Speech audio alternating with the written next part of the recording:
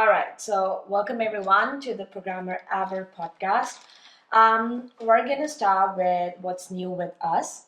So, I have started working towards a Google Data Analytics certification, the basic one. We're going to talk about that, the importance of data analytics, why I'm taking the certification, and we're going to go into the details later on. So, Pranav here went to a Flutter meetup recently, like this Wednesday. Yeah, it was a GDG meetup, so Google's developer group meetup, official, hosted by Unity. The topic was Flutter, so it was a nice meetup. Yeah, so we're gonna cover that too. And then Pranav has finally decided to go for his second Google Cloud certification.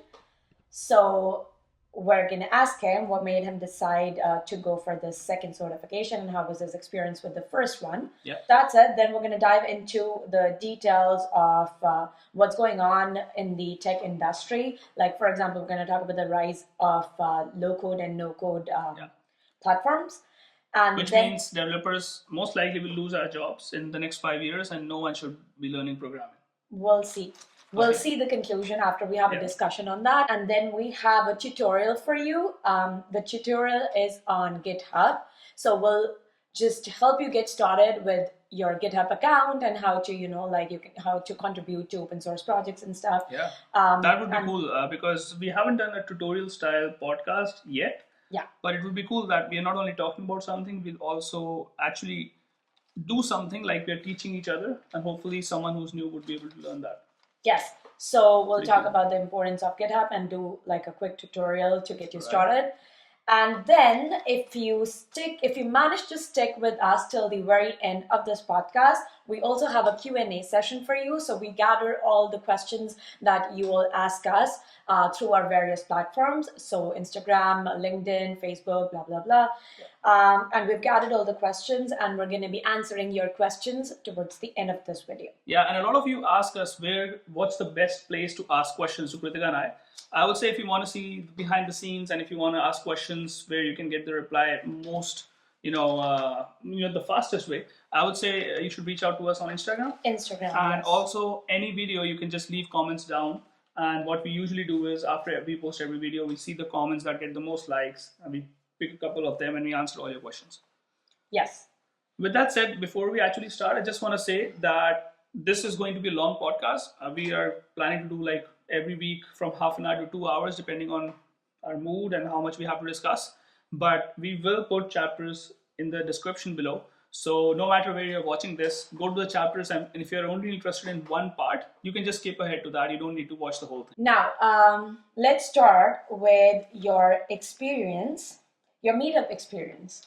So let's start with, so you said it was a Google developer meetup, right? Yeah. And it was a Flutter meetup. So if you want to give us a little bit of brief about what Flutter is and how your experience was. Well, so I have never used Flutter. That was one of the questions that everyone was asking me there, that, hey, do you use Flutter? Are you here to learn something more, etc.? So I've never used Flutter. I've only used like in the front end Angular and React, and I host those services using Firebase. Now, Firebase is a Google Cloud product. Angular is a Google product. Flutter is a Google product. So what it means is that that Firebase in itself, the cloud, the serverless backend, has a lot of features that are catered to Angular and Flutter. I have been noticing that most new features are very well built, very well made, and they are catering Flutter developers and Flutter apps. So I thought, what is this Flutter and why is Firebase pushing it? Everyone is learning it. I heard Flutter for the first time like 5-6 years ago. At that time, it was like no man's land. No one was really using Flutter, but now it's growing a lot. So what it does is you write the code once. It's like a component tree. You write the code once, and then it gives you an iOS app, an Android app, and a web app. Oh, that's cool. So it's like Ionic and... It's like Ionic and React Native, and yeah. yes, some other features. Now, it is not a single page application like React or Angular, at least from what I understand. If I'm wrong, let me know in the comments down below because I'm new to Flutter, so be kind to me. But what I understood was that Flutter is mobile first, and let's say Angular is Ionic is web first, because Angular is in the end a website creating framework. So with the help of Flutter, you can easily create any kind of mobile app with the control of mobile itself. Like Ionic, you won't be able to get native control of the mobile. With Flutter, you should be able to, and it's just growing. And it was nice to learn a little bit about it. Now I'm no expert with just one meetup. There's no way I can learn much, but it was an interesting one. And I would say the thing I really loved was the experience of the meetup. I went there. Some of you might have heard about Unity Technologies. It's a company that makes games or Game gaming development. platforms, right? It was a very, very cool office, like the coolest building I've ever seen in my life. You might be seeing right now on the screen and this video. Very cool building. I met so many cool developers. I met entrepreneurs who were creating apps, who left their full-time jobs and were working on some apps. And I made connections, reached out on LinkedIn to some people, met a girl from Google who organizes women in tech uh, workshops and seminars, Yeah. in which I said that you might be interested in that. So Yes, they're gonna have one in Montreal soon, and I will be attending that. great. And we'll do a video about that in our on our channel, of course. Yeah. So overall, a fun experience. Usually they have pizzas and beer. This day they didn't have it, but they had coffees, tea, and uh, chips, etc. So it was just a fun night with all the nerds, developers like me, in one place. So yeah. Right. So it's informative, and but like if you go there and learn nothing, but you still get free food, so it's That's still a true. win-win. Yeah. That's why a lot of students actually attend these meetups, because you get to meet people who are actually working, and you get to meet people who are still students in universities trying to find their first job. And in one room, if you have 50 like-minded people, well, most likely you'll have a fun night. And that's the worst case scenario. And the best case scenario is you have a fun night with food, and maybe you'll end up getting a job if you're looking for one. Right, makes sense. Okay, cool. So that's great. And while we're on you, let me ask you the other question as well. So, you completed your first certification in Google Cloud development, right? So, and now you're gonna go for the second one. So, Yeah, I will go to that, but I want to talk a little bit more about the meetups. Not just my experience, but in general, why should people go to meetups? Right? Because I think this is something that people have asked us a lot. So let me ask you, and then I'll give my opinion. That why do you think someone, especially a student without a job, and then people with a job, doesn't matter, should go to meetups? Why do you think so? A, the exposure, B, great place to build networks, and C, I mean, of course, you're gonna get a lot of it's an informative environment where like there's a lot of people, like-minded people, as you already pointed out, and you talk to people, and you of course get a lot of new information.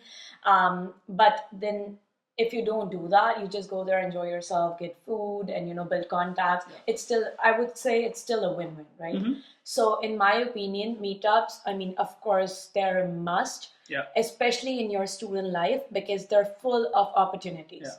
So if you go there, build contacts, someone might be even your potential employer. You never know, right? Yeah, and we are saying Meetup. Meetup.com doesn't sponsor this video or Programmer Couple in any sense. I think they should, because we have done so much promotion for them. So when we say Meetup, we basically mean any event where it's a developer-oriented event, which is either for free or paid. Meetup events are usually free. I've never been to a meetup that is actually a paid event, but there are also paid conferences, which can range from anywhere from $20, which is 1,000, 1,500 rupees if you're in India, 20 Canadian dollars if you're here, to maybe $3,000. So the range is very wide. Meetups and usually free events are great to start with, and then when you build enough confidence and you talk to enough people, then yes, you build your reputation. You can give talks, but the best thing is you can get a job. Right? Exactly. That is what I did. I think most of you already know, if you have been following us until now, that when I was a student, instead of sitting home and playing FIFA on my PS, I went to a meetup one day. It was a JavaScript monthly meetup, which happens first Tuesdays of every month. It still happens in Montreal. You can check it out. And I went there and I met a guy named Patrice Jarve, who was the CEO and owner of GoGap. And we met, and he said that he's looking for developers, and he was looking for part-time developers, and I was a student. So it worked out perfectly. I sent my resume to him. He was kind of interested, but not too much because I was a fresher. I didn't know anything about tech. I went to another meetup, and by chance, Patrice came there as well. So I went to 2 or 3 different meetups, and I saw him every time. And then he was like, "This guy is constantly coming to meetups. Maybe he's very interested in tech. Let's take a chance on him." And that's what he did. And that's how I got my first job here in Canada. So if you're here in India, anywhere in US, meetups might be a way to have a fun night. In the end, you might also be able to get a job if that is your goal. If you're an entrepreneur, it's great to meet developers who you can hire. So Yeah. either way. Yeah. So it's a great way to show your potential employers that you are interested in the field of technology, like even outside of your school curriculum, right? Yeah. So you should be like highly motivated on a personal level to attend such like conferences and meetups. You meet someone for the first time, either you're a badminton player or a soccer player or a developer, it doesn't matter. You don't build as much relationship in one meet. You have to meet multiple times. Exactly. Even if you're looking for a date, you go on multiple dates and then you get to know the other person, and that's what happens in any area of life. So pretty cool. Yeah. Now, Cool. I've spoken a lot.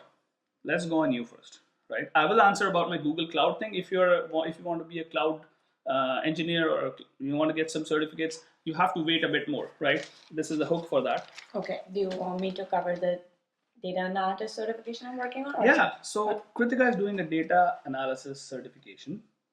From what I know a little bit about her. Kritika is right now a technical project manager. She has done the Scrum Master certification. She has done the Google Project Management certification. The next one she's planning to do is PMP, maybe one more before that.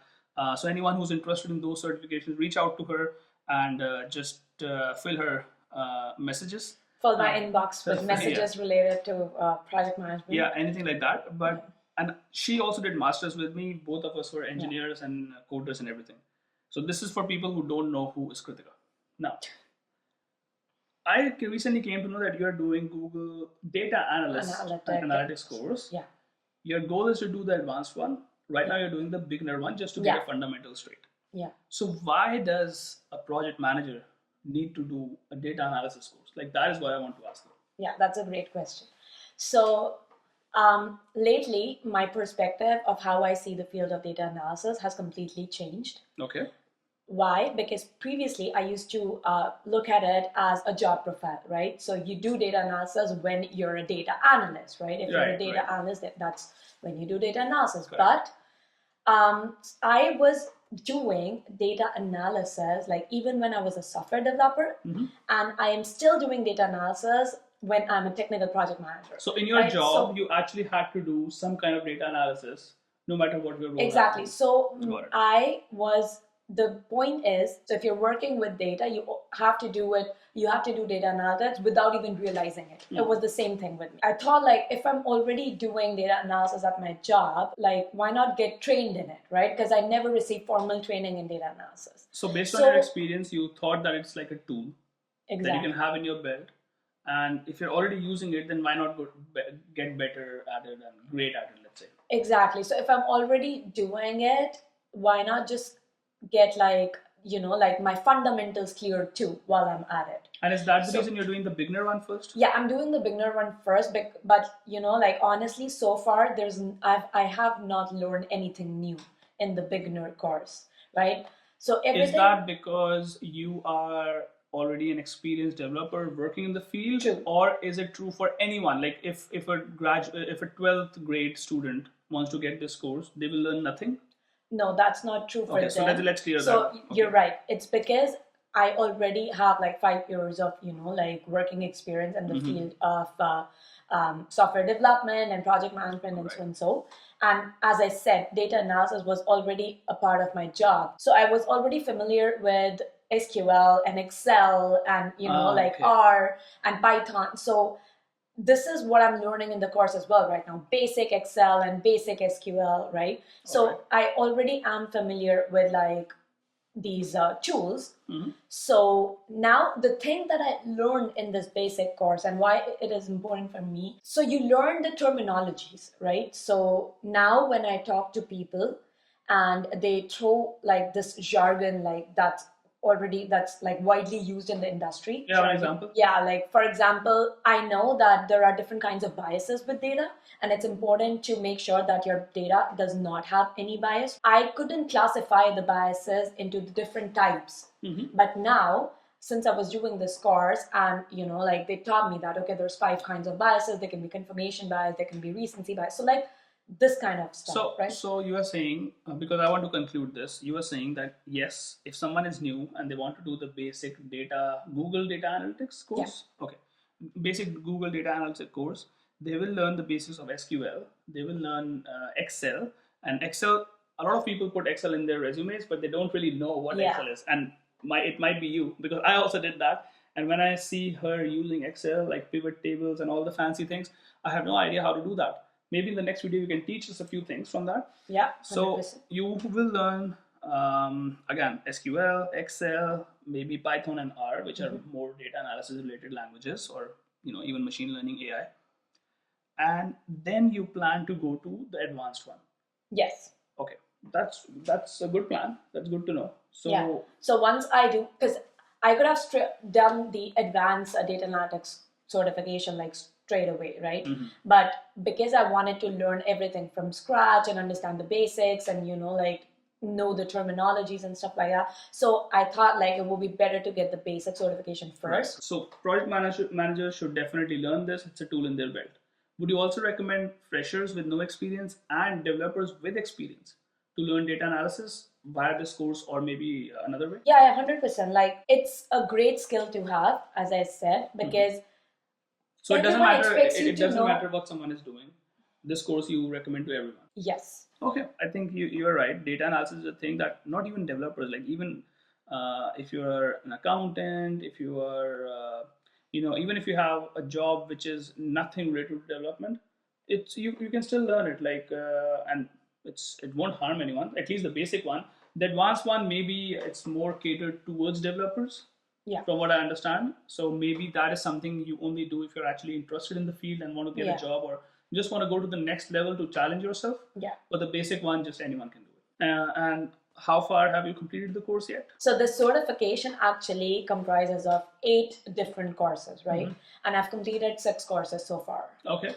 Yeah. So you're almost done, and you didn't learn anything new, you said, but can you give us like a quick 2-minute summary on what you have learned so far? So you learn the basics of data analytics, the importance, what kind of skill set you need, like what kind of questions you want to ask when you're working with data. Right. And then you're going to learn the different kinds of like the challenges that are present, like in this field, and how to make sure that you work on these challenges and make sure your data is like. And what about the technical part? What technical skills have you learned? So technical skills, I've learned the basic of SQL. So basic SQL, basic Excel. They plan on teaching basics of R as well. So from the perspective of someone who has never learned SQL, I can't say basic. For them, SQL is a big thing. So what have you learned in basic SQL? So basic SQL is like you do your setup, and then you do basic queries. For example, like create, fetching data from the database. Create, read, update, delete. So create, read, update, delete. Okay. Yes. Delete not as much, but yeah, I mean. Did you also learn about indexes? No. No. Okay. So that is not relevant to, I mean, it is though, but not covered in the basics, right? Okay. So basically it's just fetching data. Because for now. You cannot fetch huge amounts of data without having proper indexes. Right. Obviously the ID, the primary column has an index, but you can't really do any queries on big data if you don't have indexes. So as I mentioned, this is really like a basic course. We don't talk about optimization and all these things in the basic course. So it's just about sorting the data, filtering the data, stuff like that. So you learn the same things in Excel as well. So for example, if someone takes this course, they would be able to get the list of all the customer orders in the table sorted by date, and they can do this? Yeah. And then they can also get a list of all the customer orders sorted by date for a particular customer. So customer with ID 536. Right. They can also do this? Yeah. Okay, I'm just trying to understand what actually, we are learning. So that would be filtering, right? Exactly. So, so So the concept is the same, right? Sorting and filtering. Mhm. You learn it in SQL, like the technical way of implementing that, executing that. And you learn the same thing in Excel as well, right? And then working with tables. So when you have like huge, like thousands of rows of data in Excel, Absolutely. and how would you analyze that? So the first step to analyze that would be to have a certain kind of order in that data, Correct. right? Yeah. So you would use sorting for that. You would sort one of the main columns like in either ascending or descending order. Correct. And then you will like filter some stuff out, right? So for example, if I want, as you said, that customer XYZ on date so and so, so I would filter the customer XYZ, and then I'll see like whatever date it is, and then maybe you'll sort by the total amount of the order. Exactly. So whatever is expensive it, amounts for exactly based on the questions that I'm asking myself, right? Whatever answer I want to find out, I'm gonna use sorting and filtering to like get data pertaining to that question. So This is very interesting. This is great to know. I'm actually very excited on what you learn in the advanced one, because if it's really nice and you learn a lot of optimizations and a lot of cool things, maybe I will also get that certificate one day. And if you are a new developer, now I'm talking to you, not to her. If you're a new developer, like Kritika said, and you don't know, or maybe if you are not even a developer, you are still getting into the field, you are a fresh developer. If you don't know these fields, like how to get data from the database and do basic filters and sorting, this course is most likely for you. Yeah. Now, and if you are in the industry for many years and you don't really have time and you really want to just learn the advanced stuff, go for the advanced certificate directly. Yeah. I had time, that's why I took the longer route. I would have done the same thing, gotten the advanced one if I didn't have the time. Great. Yeah. That's pretty cool. Okay, my turn now. So now let's get to the Google Cloud certification. How was your experience with the first one? And why did you decide to do the second? Okay. So the first one, it's called Google Cloud Digital Leader. Okay. And that is something I'm ashamed to say. I'd planned that I will learn everything in 5-6 weeks and then I'll give the exam. I was too lazy, I procrastinated, and I learned everything in the weekend, gave the exam, and I passed it. So I was super glad. Otherwise, like in the last week, I was a bit nervous because just to challenge myself, I just booked the exam 3 months later. And for 11 weeks, I did not do anything. And in the 12th week, I picked up the videos, picked up the course material, and then I went through it. And most likely in the last 3 days, I started. So, question. So, how long did you study for in the last 3 days? I would say a lot, like 6 hours, 7 hours a day. 7 for hours the last a day. 3 days. So yeah, about 20 hours of preparation. So, if 20 hours of preparation is good for clearing this exam, absolutely. Right? I think we have already made a video on that. Let me bring that up. It's called Becoming Certified Google Cloud Digital Leader in 24 Hours. And I shared what I learned in that. I shared what resources I used. There are tons of free resources that we all can use. Start with my video. It will give you an overview of everything that this entails. And yeah, it was a great experience, especially because I was able to clear the exam. I was very happy.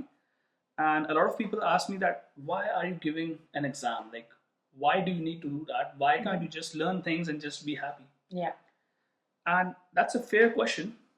If I was using Google Cloud in my day-to-day job, I wouldn't have gotten the certification, because I'm getting hands-on experience anyways. Like, I never got a certificate for Node.js. I never got a certificate for Java, for Python, because I use these things on day-to-day life. Google Cloud is such a vast topic. Like, the services it offers are maybe in the hundreds, if not close to 1,000. So there's no way that a person like me can go through everything and learn everything about it. And the goal is not to learn everything, but the goal is to get a structured learning path.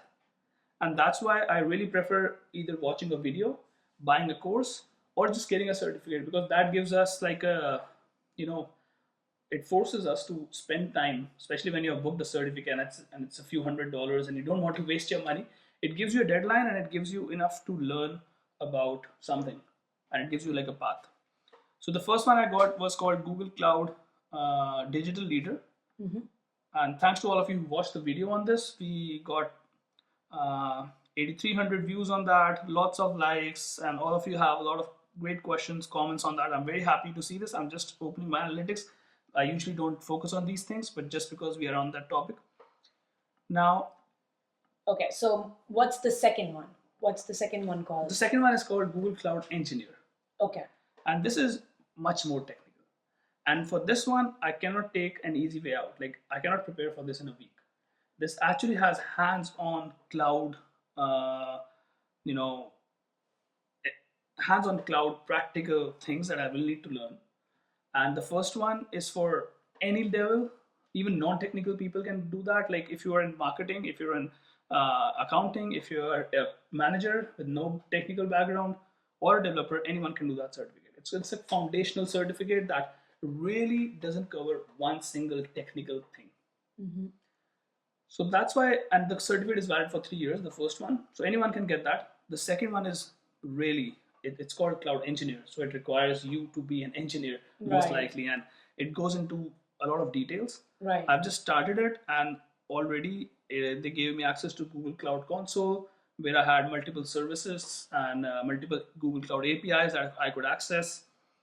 Some labs are for free, some are paid, because I'll be using actual cloud resources and I have to pay for them. So it's going to be interesting. It's my week 1 of preparation. I'll be preparing for 12 weeks, and every time we do this podcast, I'll share what the progress. my progress and what new I learned this week. Right.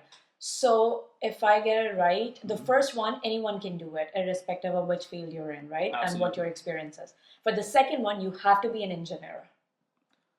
For the second one, you have to have a technical background. Okay. Or a willingness to learn more technical stuff. Okay. If you really want to stay like a non-technical individual, second certification, at least from my understanding as of now, it might change, and if it changes, I'll let you know. You don't need that. You don't need that. Okay. And do you need any experience for the second one to clear the exam? Any industry experience? No. So the good thing is, in the course that they offer, the Google cloud.google.com is the website. The course that they offer for the free one, it has actual hands-on experience where they would take you to labs, and in that lab they would already have paid resources for you. Right. So let's say a company has to pay a couple $1,000s to get access to Google Cloud service. Right. They will give you access to that for 10 hours. And you can, all the paid resources are here for you. Maybe for $5 you'll have to pay a little bit, and then you can actually experiment it like you were working for a big tech company and you had cloud access. That's great. So that part is pretty cool. The first one is really, it gives you the idea of what cloud is. Why are we moving toward cloud? A lot of people, even in tech world, don't know what a cloud is, right? And so it's really good. It will give you a good fundamental of why the whole industry moved toward cloud. Yeah. What did we have before a cloud? What cloud services Google offers? What are serverless functions and things like that? So it will give you the understanding of that. Great. And another question, since AWS cloud is so prevalent, Correct. Why did you go for Google Cloud certifications? Whew, that's a good one. That's a good one. I didn't know you were coming with that. So AWS, when I open LinkedIn, every other person is getting an AWS certificate. And that's one of the big reasons I didn't get it. Because I thought that if everyone is learning AWS, then why just learn that? I thought, let's do something different. And Google is has been my preferred technology because I've been using Angular a lot. I've been using Firebase a lot. Firebase is just a Google Cloud product. It's backend as a service. So I already had some usage of Google Cloud in my life. So I thought, why not become more of an expert in this? That's why I picked this up. And just to challenge myself and just to expand my horizons, once I'm done with Google Cloud, I might do AWS and Azure just for the heck of it. Just to challenge myself and just to share the experience with all of these guys who come here to watch us sometime. I might do that. But Google Cloud is just my personal preference. That's great. And do you know what? Even after Google Cloud Engineer, there are so many more certificates you can do. So you can see here, you start with Cloud Digital Leader, right? And then you can become a Cloud Engineer. This is what I'm doing. Yeah. And after that, it is called a professional certification. Here, you become either an architect, database engineer, maybe this is the one you will do, data engineer, cloud DevOps, cloud security, Google Workplace Administrator, machine learning engineer. So I think this one Yeah. is going to be like very, very rough if I am talking about just in terms of how much time and effort will go into this. Right. And this is more specialization, right? Correct. So where depending on what field you're already working in, you can choose like your specialization and get certified in it. So Google is anyways great in the amount of certifications they provide in for any field. Yeah. And just to be very clear, I think both of us share this opinion that certifications do not matter. Yeah. We are not getting these certifications to, make our resume stronger or, because we think that if we get this, we will be better engineers. That's not the case. At least I can say this for me and for you. We are getting them because it gives us a path, a clean path to learn. And in the end, you can test yourself. Because if you're not using these technologies in day-to-day life, in the job you work at, you don't get to test yourself, and you can just claim that you are an algorithms expert or a data expert or a cloud expert. But how are you an expert? You have not worked on that. Yeah, you might have read a book or watched a video, but yeah, it's like a credential that validates that you really, know this concept. Absolutely. You really know the subject. Yeah. So yeah, that's what it is, and it doesn't hurt to have certifications when you're looking for a job as well, right? It doesn't hurt for sure. Yeah. Yeah, I mean, the person who's trying to hire you will either need to check your previous experience, but if you don't have the experience in that technology, then how will you prove that you know this? Exactly. Either That's the validation they need. That's the validation that you might be able to get. Yeah. But we're just doing it for fun and just to learn more, right? It is for us, both of us, it's to learn more, be better, because if I get a bit philosophical, we have one life, and in that life, why not get the best version of ourselves? Right. And that's the reason we keep on learning different things. Right. Yeah, and the clean path point is like really like bang on. It's so important for me because you can learn stuff on your own as well. Yeah. Right? You can do the same thing like watching 10 different YouTube videos and doing courses on Udemy and other platforms. But then you're gonna have to do a lot of research on yours like by yourself, right? Absolutely. So that needs a lot of motivation. Right? Absolutely. So if you don't have that, you could just find like either a certification or whatever, and then that will provide you with the path and the steps, and you just need to just like close your eyes and do it. Absolutely. Right? That's it. I want to quickly say that Kritika is so much more hardworking than I am, because I learn, but I never make notes, and then I have to rewatch all the videos, and I waste a lot of time. Look at this. These are the notes that Kritika has made. These are just a few of them. I think she has definitely filled up a few notebooks on whatever she learns. This is crazy. It's so embarrassing. Maybe my handwriting is so bad. I think these notes are pretty good. Once you are done with this course, maybe we can put your notes up on our website and people can download that. Rather than going through a 20-hour course, maybe they'll... Yeah, if they can understand my handwriting. Yeah. Well, maybe with ChatGPT or similar systems, we can convert this into a web document, which then we can put on our website for people to learn. That would be cool. That would be pretty cool. Yeah. Let's try to do that. Now I'm excited for that. Okay. Yeah, cool. So good. Anything else you want to ask me? Any other tough questions? No, I think we've covered pretty much everything about the certifications that we're working on and the meetups and whatever is going on with us. Let's move on to the next section now. Let's talk about the developments in the tech industry, right? Yeah. So the topic for today's discussion we have is rise of LCNC, so low-code and no-code platforms. Let's start with what's your take on that? Well, low-code, no-code, pretty cool. Mm-hmm. We had similar platforms for a long time. Exactly. Things like Wix, things like WordPress. Yeah. So many of these tools were already Visual existent. Basic. Now we just have added AI on top of everything. And a lot of companies are just putting AI to increase their valuation. That's a different story altogether. But I think, they're rising. And with AI, they will just become better and better and better.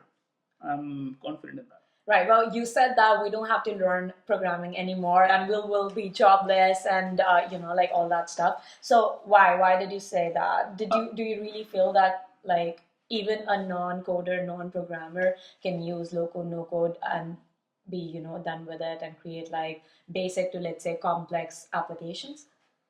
Right. I was listening to a dev conference today, Mhm. and it did say that usually things go through a cycle of hype and then down. For example, I think in 1970s or 80s, man went to the moon, and people thought that now we are going to be multi-planetary species. And after 40, 50 years of that, we haven't been to the moon yet. We haven't been to another planet yet. So things go up, super hype, and then it goes down. We yesterday we were talking about this. We saw a similar thing happening with Web3, all the crypto stuff and everything else. So yes, it's a hype. Looks like it's on the top. If it will continue or go down, no one knows. That being said, I'm very excited about the technology. Yes, it has some hallucinations, and for those who don't know, hallucination is something when the AI model gives you an answer with confidence, but it's an incorrect answer. So that is called hallucination. There's a lot of that, but it will just keep on improving. Like Yes. I have no doubt that one day we'll be able to tell our machines to write a code for us, and it will be able to do so. And anything, most developers might be replaced one day. No doubt about that, but when will it happen? That's the main question. Yeah. And I said it jokingly that we don't need to learn to code anymore. I would say that now more than ever, learning and understanding the basics are the most important. Yes. I agree 100%. Yeah, because if you just go on YouTube, learn how to create a component in React, a little bit of CSS, and create that component, well, ChatGPT can do much better than you can. If you know the basics right, because of hallucinations, someone needs to understand what ChatGPT or Gemini has given us and improve that. That's number one. Number two, developers like me today use these tools to be a faster developer. Yes. So things that used to take me 2 hours of research, now I spend like 10 minutes of research and I have the answer. But we still need to code. Companies are not yet willing to put all of their internal code structure into ChatGPT like systems. Because remember, every time you ask something to ChatGPT, it doesn't know thousands of projects and millions of lines of code a tech company has. It doesn't have the background. Only a developer has that background. So they cannot give you a code that will work directly with your systems yet. So there are many challenges, but I want to ask the people who say that we no longer should learn to code. Yeah. I want to ask them, what should you learn then? Should you learn how to make a water bottle, let's say? A machine can do that, right? Painters will be replaced, accountants will be replaced, journalists will be replaced, lawyers will be replaced. Everything has the potential to be replaced, correct? Even the snow cleaning. Today was a snowstorm in Montreal, and why don't we have self-driving snow cleaning vehicles who will just take out all the snow? We have thousands or hundreds of thousands of people working in cold areas like Canada and some parts of US where people have to clear the snow. Well, yes, technology will improve things, but in the end, it's a human operating that, and we don't know when it will change. So, just because of that reason, you not learning something, I think it's just being lazy. If we go to the root of that, Yeah. why would you learn I agree. mathematics when calculator is there? Well, you learn it because with mathematics you get analytical skills and you get to analyze and observe and come to rational solutions in the end. So it gives you a lot of your brain building in the background, Right. whatever challenging stuff you solve. And even to understand and know how to use a calculator, you need to know mathematics, right? Because as users, you have to input what you're trying to do with the help of a calculator, right? You're no longer manually doing that operation, like that arithmetic logic. You're not manually doing that, but you're still entering it in a machine, right? Correct, yeah. So you still need the basic understanding of what you're trying to achieve. And in the end, if people think that machines will replace all kind of jobs, that's pretty cool. As a developer, I'm looking forward to that world. But you tell me, who is going to make those machines? Developers will. Who is going to work on more AI, more ML, and make more beautiful paintings, Exactly. better code, everything? Well, developers will. I think if anything, developers will have a lot more jobs and more demand in the coming future. And people like copywriters and all other fields might go down, or they even might increase. They might start using AI and be better copywriters. I don't know. Right. So that's the thing. If everything has to be replaced by code eventually, we need to have more coders to write those lines of code, Yeah. right? Eventually. So yeah, I mean, I 100% agree with your viewpoint here. And as you said that, like, LCNC or low code no code platform, this term is just gaining popularity like recently. But I mean, with all the hubbub around AI and generative AI and these large models and stuff like that, and also like with Microsoft's Power Platform. So I saw like a really cool video that I would like to show to everyone. Okay. It's an app called Microsoft Power App, as you might have already know about it.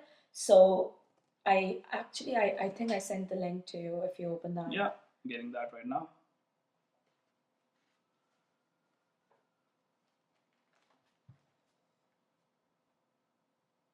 Yeah, so I saw that video and it's very powerful, very exciting. All right, let's see it. Yeah. You can upload a PDF, a PowerPoint, or even a hand-drawn sketch. As you can see here, an Express Design will convert it into an app within seconds. It's pretty fantastic. This includes a complete UI that's built from your design with a backend data schema. It's easy to check and modify all of the created components. You can further modify any part of the app to match your own design. And if you want to add more screens, you can simply repeat the process until your app is completed. For example, the interaction designer who is using Figma every day can build a prototype in Figma, upload the designer to Power Apps, and have a working app in seconds, leaving developers to focus on data and backend logic. And by the way, this is all built on large AI models that I just talked about. And we're not stopping there. Yeah, I think, yeah. This is super cool. Like, So I wish these existed when I was working more in the front end. For many years, I've never worked in the front end. I'm mostly a back end developer now.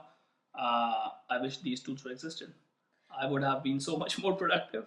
exactly, and if you like pay attention to the words that Satya Nadella used in this video, is that they're not replacing web developers or backend developers. Yet. These models, yeah, yet, but they're just enabling them to save time working on these front end, like these basic front end work. Yep. Rather, they can invest that time in the more complex back end logic, right? Correct. So that's great, right? So that's the thing. Absolutely. You still, I mean, these apps, these AI models, like they can all do the basic work for you. So you can worry more about the architecture, the security, the governance, like all of that of your application. Absolutely. And also being more creative, right? Because the core of generative AI is that it's a large language model. It learns from everything that it has stored in the past. And based on that, it produces something new. But humans are great. Humans are beautiful. We create new music every year. We create new movies, new series, new paintings, new ways of playing, new style, new hairstyle, everything.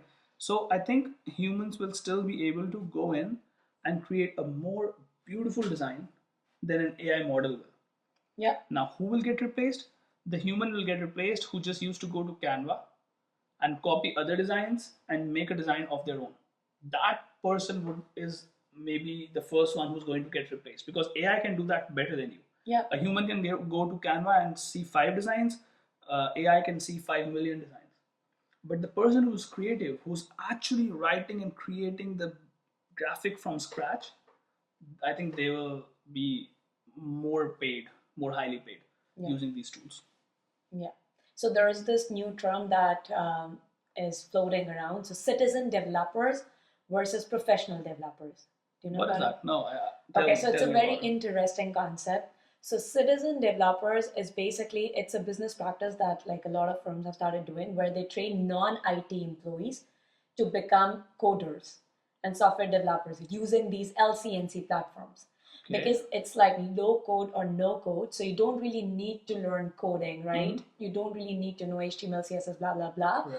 It's just they use these platforms, LCNC platforms, and it's just like point and click, drag and drop, and they're able to come up with like great front end, great applications, let's say, right? Okay. So now professional developers, on the other hand, are the ones who actually work on the core logic or the back end of this app, right? Because you can create like a web app, but it's still a pretty basic web app. It doesn't do much. It doesn't have much. It doesn't have a backend connection, Okay. right? So you still need to work on the architecture, on the security of your application, so stuff like that. So professional developers are the one who actually work on, like, as I mentioned, the security, governance, architecture, infrastructure, So if I all understand, of that. let's talk about real life.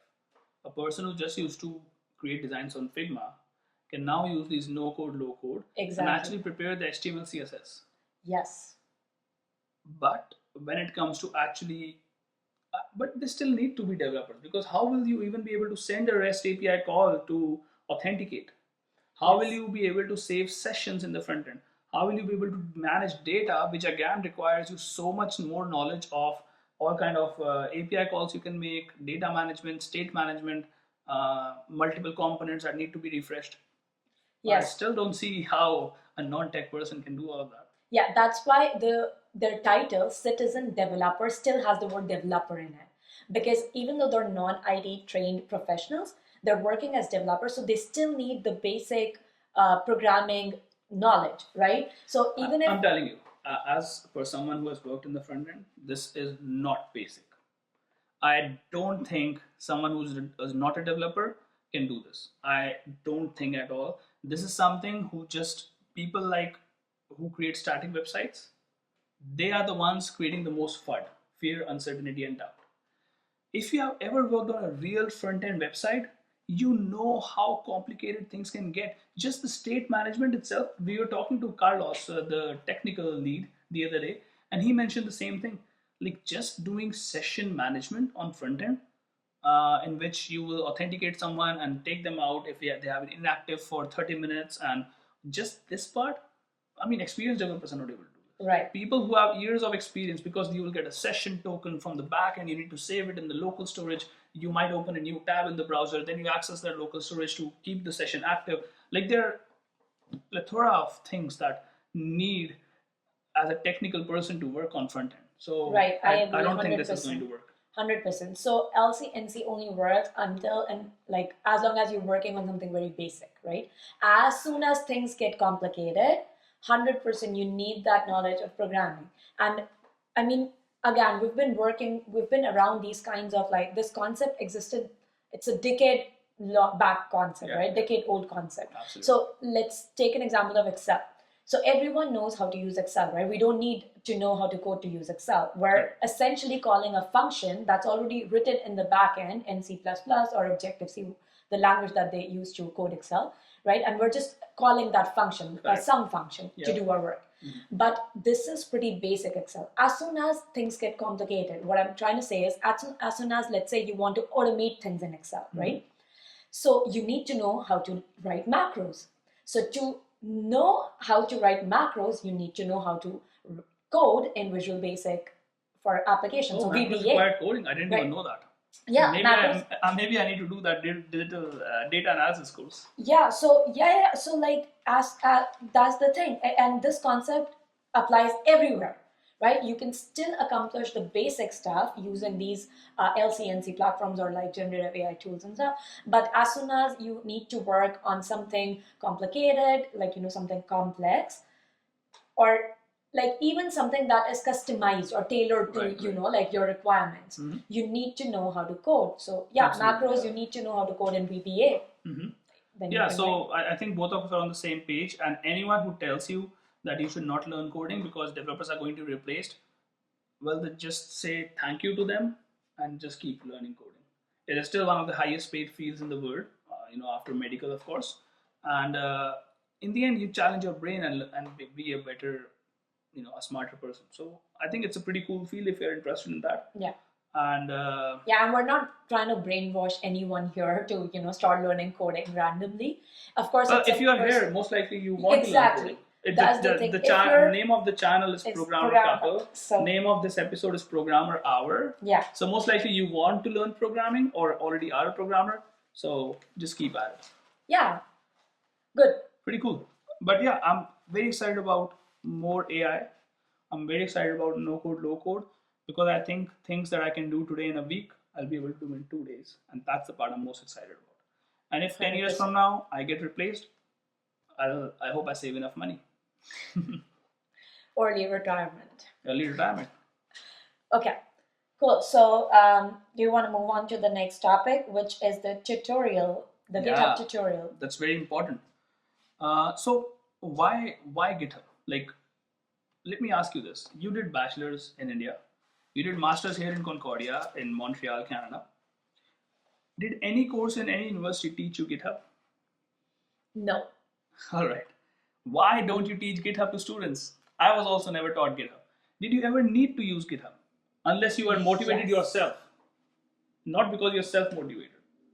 Because of a requirement of any So, program. if you work in the industry, 100% No, all the, before joining the well, industry. as students,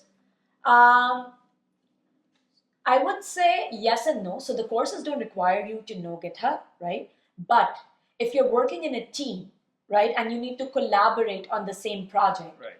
of course you'll need GitHub. So It's a great collaboration tool. And we are saying GitHub, don't get too technical and start putting hate comments below, because GitHub is a UI and I know the technology is Git. But we'll just, whenever we are saying GitHub, think of Git, right? Don't attack us on this. And if you use Bitbucket or any other UI platform that uses you are just Git, weird, but it's fine. I mean, if you're using Bitbucket or just replace GitHub with whatever platform you're using. If We're you're gonna say GitHub because we mostly use GitHub. if you're using right? GitLab, I mean, it's super weird. But we don't talk to you. Anyway, so Git is so important. Yeah. Do you think any developer job in any company in the world, either it's in Russia, Italy, India, Canada, US, can exist without the knowledge of GitHub? Without the knowledge of GitHub or Git? No, I don't think so. What's the first thing a developer is supposed to do when they join a new company? Clone the repositories from whatever UI platform the company uses, right? Clone the Git repository, let's say. I still don't know why people don't learn GitHub before they join the industry and why universities don't teach it. But please, if you don't know what GitHub is, you need to learn it. It's the most fundamental way of storing your code, accessing your code, doing release management, doing version control. It's a version control system, Git, we see, yes. So any changes that you make to your code, you want them saved somewhere, right? Absolutely. If tomorrow you change your mind and you want to roll back to a previous version of your code, how would you do that if you just save it locally on your computer? And let's say your computer crashes the next day, everything's going to go, right? Today, like, we use online versions of everything. Everything is on cloud. So why not put our code on cloud as well? And GitHub or Bitbucket or whatever, Git basically is the best way to put your code on the cloud. Especially someone who has no idea what Git is, what GitHub is. We are going to right now create a new repository. I will create the repository. I'll be the owner.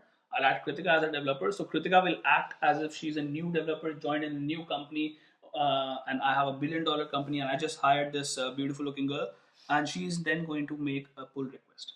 Now, if all of this doesn't make any sense to you, it will make sense to you in the next 5 minutes. I can promise you that. So I'm going to hit record on my screen, and let's get into it. First thing, as we have already mentioned, GitHub is a place. Let's say if you have no idea, things like version control, release management can just confuse people. If you have no idea what GitHub is, it's somewhere you can store your code. Yes, you can store your code on a personal computer, but then a company usually has hundreds of developers, at least 5 developers, let's say. Now, how will all 5 developers have the same piece of code? Because if you're coding on your machine and Kritika is coding on her machine, well, her code is different than mine, then how will we sync with each other, right? So we need a common place where you can save the code. Yeah, think of it as Google Cloud, Google Docs and stuff, Google Docs, whatever you use. Perfect. So it's a shared Microsoft Word document if you are new to programming. So I'm assuming you have a GitHub account. If not, it's a free platform. Just go there, create an account. Once you do that, this is a button which means new repository. Repository is like a folder, a directory where you can save your code. When you create a repository, it will ask for a name. So I'll say GitHub intro. I'll make it a private repository. Let's not worry about any of these fields. They will just confuse you. I'm just going to click on create. It's still public, but never mind. It's public. Yeah, I wanted it to be public. That's fine. Now, this is what I have. It gives me some commands I can run, or it gives me an option to open in GitHub Desktop. GitHub Desktop is just a nice UI app. If you are new to programming and have no idea, you can download that. Or just like me, you can just copy these commands and run them on your terminal. So I'm using a Mac. If you're using Windows, that's also fine. Either way, you should be able to use this. I'm going to just paste the commands that I just copied and push. So what I've done is I've just pushed a new piece of code online. So if I refresh, you see that this repository now has a README file which is saved GitHub intro. Super simple, very basic concept, nothing new. I just created a file which has GitHub intro written in it. Now, if it was a code repo, an actual code repo, what would you have? You would most likely have maybe a Node.js file or a Java file, whatever programming language you're using, right? All right, I've opened that repository. Now, even without actually adding code to it, let's just maybe keep it very basic, like what Kritika initially suggested. Right now, I have GitHub intro written. Right. Now, we just hired a new developer. It can be you. For the sake of this example, we just hired Kritika. I want Kritika to be able to come to this repository and make a code change. So now I'm going to invite the newly hired developer, Kritika Sharma, into my company's code. So I received the email here. It says Pranav Bhatia invited you to collaborate on the GitHub intro repository. Perfect. I'm going to view the invitation. I'm going to accept the invitation. Right, so you're and in. That's good. Now you can access the whole company code, right? You're a new developer, you just got access. Now, if you have to create a new task, so I want you to change the name from GitHub intro in the README to GitHub intro by Kritika Sharma in 2024. Okay. As a new developer, you have to do that. So first thing you would most likely do is... Wow. So first things first, let's go and clone this repository. So I am already in the repository here, GitHub intro. So when I click on this code button, I'll see the HTTP, the secure HTTP link to this repository. So I'm just going to copy this. Absolutely. I copied the URL. So if I go here in one of my pre-existing projects on my computer, I'm going to use the git clone command to clone the repository. I'm going to paste the link here. And the clone basically just creates a copy of the project in our personal computers, right? Yeah, so the git commands are pretty straightforward. So clone creates a clone or a copy on my computer. So as you can see, now I should have the GitHub intro repository created somewhere here, right? Yeah, so I already have it. Awesome. So I'm going to change the directory, go to the repository. Great. Okay. And now Pranav wanted me to change the texture. Yes. And I want you to create a new branch and do it into that. Okay. Yeah. And I should have done that actually. Yeah. So as a good practice, you never make your changes directly on the master branch. Right now we are on the master branch, right? So if I do a git status, you will see that now master is called the main branch. So we are on main. So I'm going to check out. And just a quick intro on why we don't do that. Main branch is supposed to have the most stable and the most clean code. And usually in most companies' code structure, the main branch would be private, would be secure. Yeah. And by security, we mean that no one would be able to commit to the main branch. Commit is actually changing the code for good. Right. And you usually create a request to change the code. And someone more senior to you or maybe in your team would look at your code, would see if you made any mistakes, and only then they would accept, and they would accept your code change into the real main branch. Yeah, we're going to quickly show you the whole process of what you just described. Right. So I'm going to check out to a new branch. I will not make any changes on the main branch, right? Perfect. So I'm going to use the git checkout -v for the new branch. And then I'm going to put the branch name. So I'll just say, let's say. Okay, so I'm going to call it task 1. So that's my branch. Now you see switch to a new branch, task 1. So I am on this new branch now. So whatever changes I make here will be just saved to my branch, right? After I commit these. So I'm going to change this to GitHub intro. You said by Kritika? By Kritika in 2024. In 2024. So that's what he wanted me to do. So I've made my changes. Now if I do git status, you will see the status of the file that was modified, right? So basically readme.md file was modified. So that's where you see, and you can also use git diff to see the difference in the line of code, right? Very cool. So it was GitHub intro before and I changed it to this, right? Great. Now I'm going to use git commit to actually save my changes, right? So now I'm going to just do a commit.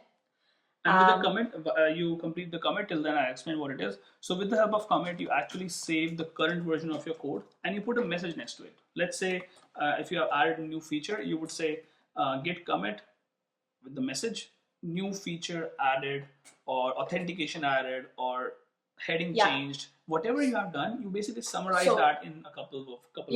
Let's just take this example really quickly. So git commit minus a is for all. So all the changes I made, I want to save them in the same commit, right? Minus m is for the message, and this is my message within the double quotes, right? So change the text in readme file. That's exactly what I did. So that will be my message. And now I've saved the changes. So I need to push these changes onto GitHub, right? So I'm gonna use git push for that. And it gave me this command to run because I am on a new branch, right? So I'm gonna run this command. Oops. Just copy that command. Yeah, I think I did. Copy, Command C, and I'm gonna paste it. Yeah, okay, it worked. All right. So first change, new developer just made a first change. That's pretty cool. And I check the status again. Everything has been pushed. Now create a merge request. Awesome. So now I'm gonna go back right to. It's a very cool feature. You can just click here with the command. Click. Yeah. Okay. But I already had it open. But never mind. So now you see. This is my branch, task 1, and this is the main branch. So I need to merge the changes to this main branch. So for that, I open up a pull request. How do we do that? So this is the button, but before that, I can also do a comment, right? A description. So now, we don't need it, but yeah, you could. So let's just create a pull request. Never mind. So I'm not going to do any comment or description. I'm going to create the pull request. And can you assign it to me? And I will assign it to not myself, but to Pranav. All right. Now. Okay, now Pranav is going to review my code and make sure everything is fine before he accepts my pull request. And once he accepts it, this code will be merged onto our main branch. So the new inexperienced developer has just made a code change. Now I, being the senior developer here, want to check if that code change was actually good or not. So this is what you would usually have when you open a pull request. It is the commit message that Kritika entered. It says Kritika wants to merge one commit into main. This is the her branch. One commit in the whole pull request, and all the file change would be here. On the left, it greatly shows you what's the previous version. On the right, it shows you the new version. So now someone could review and say, were these changes good or not? Now I think these changes are pretty good. I think that's exactly what we needed. So I'm going to accept this code change.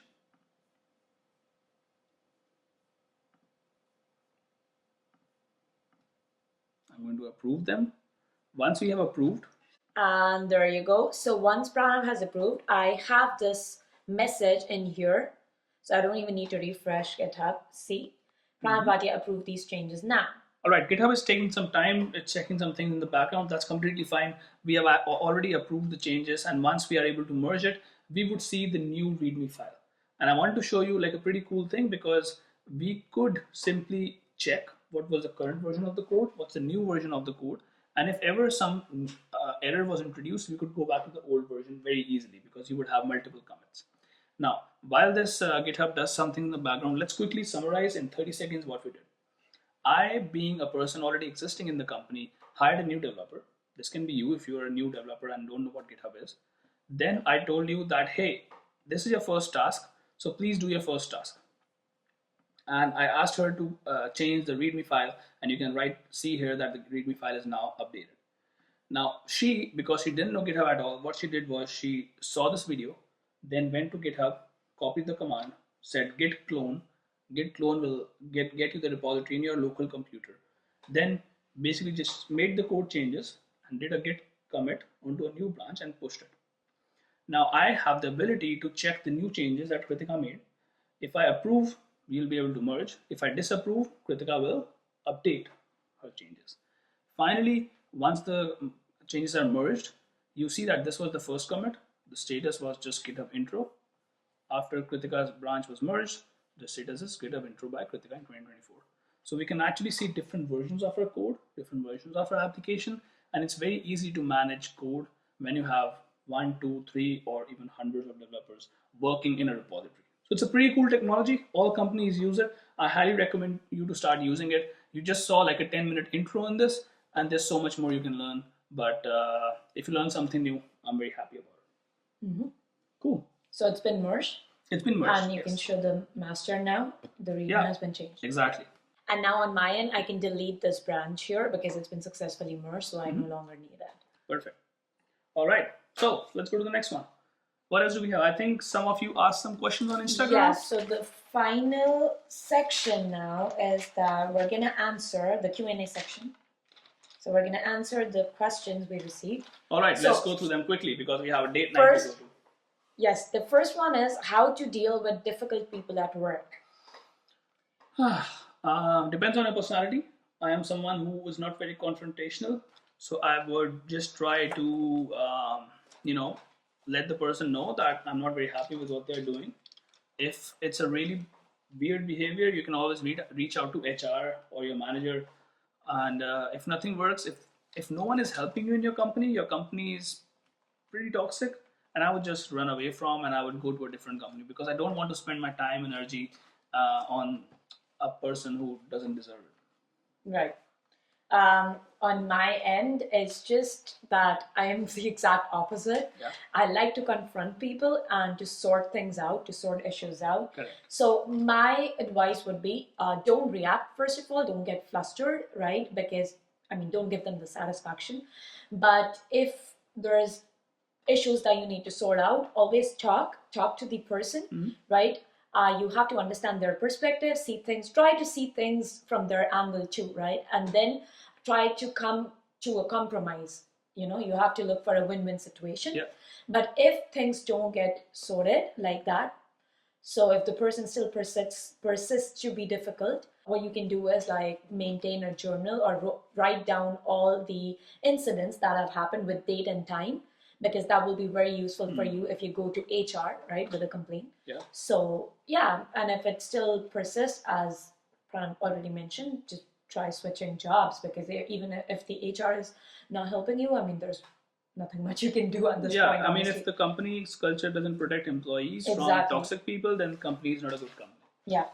Okay, moving on to the last one, conflict resolution. So how do you resolve conflicts in a team? So it depends. Sometimes we have technical conflicts. Let's say we want to create a new feature and one person is saying we should do it this way, the other one is saying let's do it another way. Well, we would most likely weigh the pros and cons in both the areas of concerns, and we would then try to convince each other that why my way of thinking is better than the other person. Right. Now, most likely if someone is productive and someone wants to get things done and is willing to learn, we would be always open to learning new things. Now, if both people are adamant and think that their way of doing things is right, get a third person in. Maybe call your manager or call someone who has more experience than you guys and have dealt with these situations before. Because in the end, the goal is not to win. The goal is not to be right. The goal is to be great. The goal is to create things properly. Yeah, and work collaboratively towards a common goal, right? Exactly. Because ultimately you're all working in the same team on the same project, so you have a common goal. So it should be win for the company in the end, right? Based on the conflicts. It should not be a win on a personal level. Right. Cool. And if you want to know how to work on conflict resolution as a technical project manager, I've already created a video on that. Go check it out. That's pretty cool. Yeah, I'm sure managers have to deal with these things so much more often. Because you have 5 people working, under you, and you have to basically be their parents and make sure that they don't fight and everyone is happy and they get the holidays they want, they get the promotions they want. So a manager has to deal with them on a day-to-day basis for sure. Right. So yeah, it's a great skill to have. So look at the description down below. You will find a link. Great. So yeah, if you guys have any more questions, let us know in the comments down below. It is very important that you ask questions so that we can answer to the best of our knowledge. We're also reading a few books. Kritika is reading this book right now. She will soon tell you what she has learned. It's called The Phoenix Project, recommended to us by the technical lead, I guess.